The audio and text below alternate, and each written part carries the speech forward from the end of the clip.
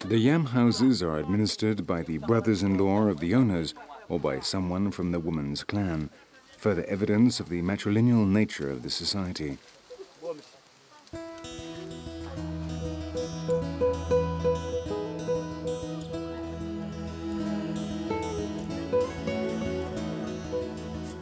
The houses of the Paramount chief are richly decorated with wood carvings which symbolize his power. The importance of these carvings is such that those who make them occupy a very high position in society.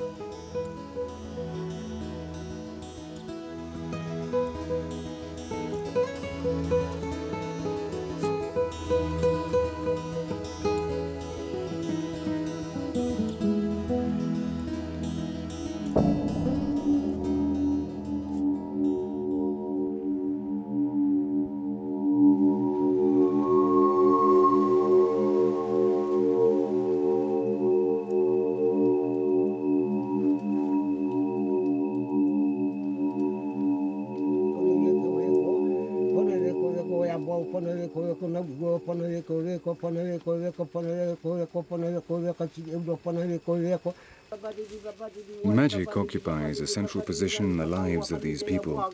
No one does anything without first consulting the witch doctors, who will prescribe, according to the case, the actions and ceremonies that will have to be performed in order to ensure success.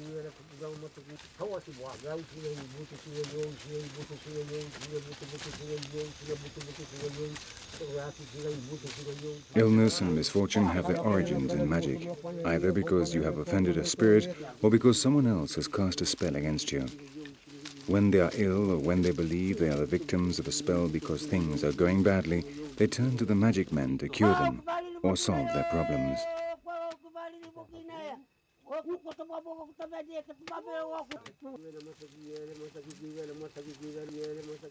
The world of the dead is just as real as that of the living. It exists at the same time, but in a parallel, hermetic sphere, only accessible through the rituals and knowledge of the magic of the witch doctors and medicine men. As in all animist societies, nothing happens by chance. Everything good and bad is the result of the intervention of beings from the other world.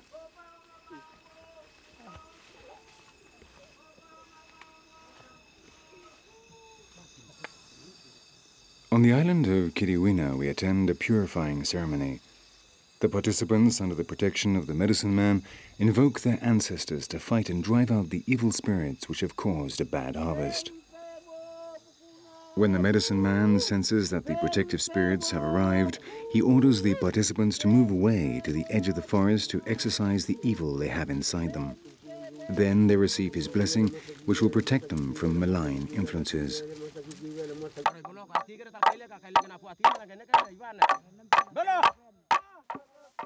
In the dead of the night, on the island of New Britain, the también mask dances to the beat of the canes. They invoke it to ask it to intervene between men and the gods. It is a messenger spirit who brings and takes communications from the other world. Each village has its own masks. The initiated gather together in the forest with the carver and tell him what the mask should look like and how it should be decorated. Then they have to bless it through a complicated liturgical process which lasts for around 3 months. During this time, only those in authority can see it. When it is completed, one night, without warning, the mask suddenly appears in the village. For the women and the non-initiated, it was created by the spirit of the forest itself.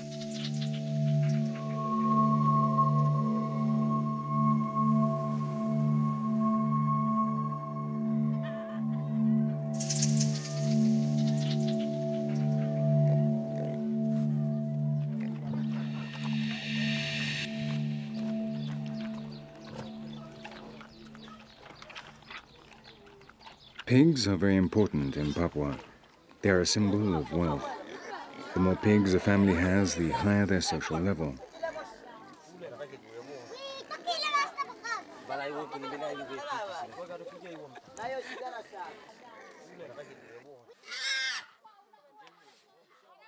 There is no celebration at which pigs are not sacrificed.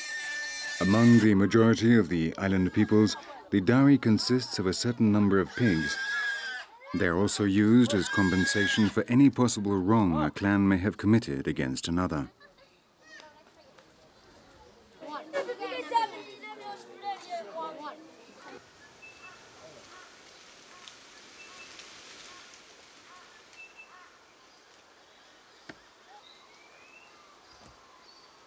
The coconut is the other important element in our diet and one of the main economic resources. When at the start of the 20th century it was discovered that copper oil greatly reduced the cost of steel manufacture, these islands became extremely important places for European industry. This is one of the reasons for the rapid colonization of the region.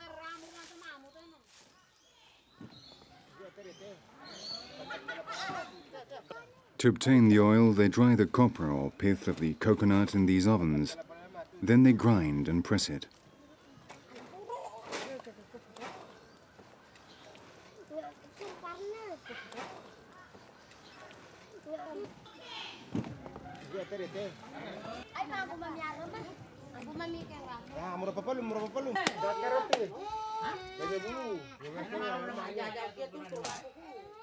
By squeezing the pulp of the coconut, they also obtain the highly nutritious milk. They use it as a drink and to cook the cassava wrapped in banana leaves.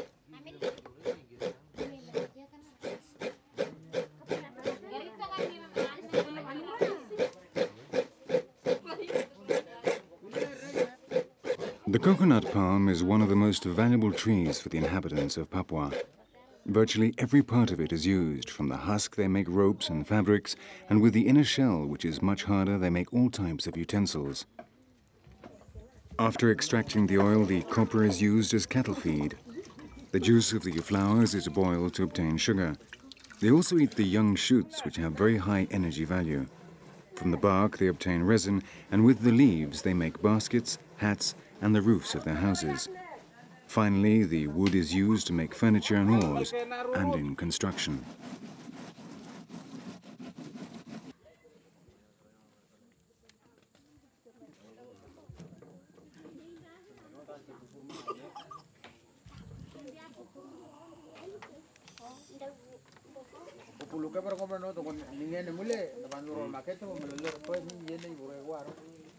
Another extremely useful plant in these latitudes is the banana tree. Apart from the fruit, which is present at most meals, the leaves are used to wrap foods to be cooked or fermented. Dried in the sun, they make skirts and costumes with them. They also serve as tablecloths and even as umbrellas.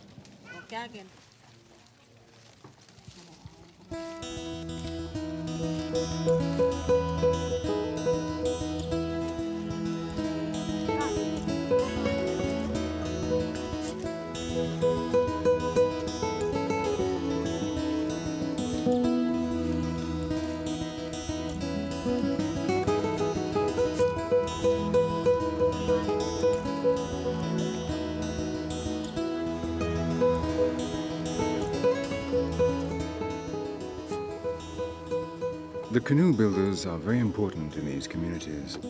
They have the same social status as the carvers of yam houses. A man may not have a house, but if he does not have a boat, he virtually does not exist for the community.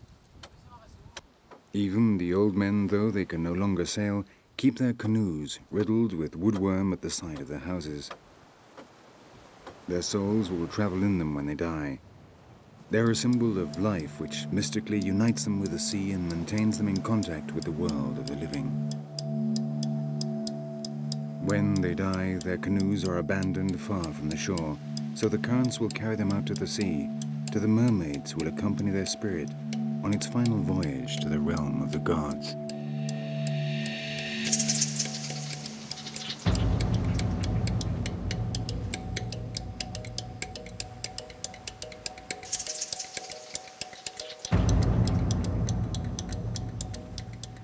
They believe their boats bear the traces of all the acts and deeds of this life. They are the summary of everything they have been and everything they have done. When the canoes reach their final destination, the gods can read them and decide the fate of their souls.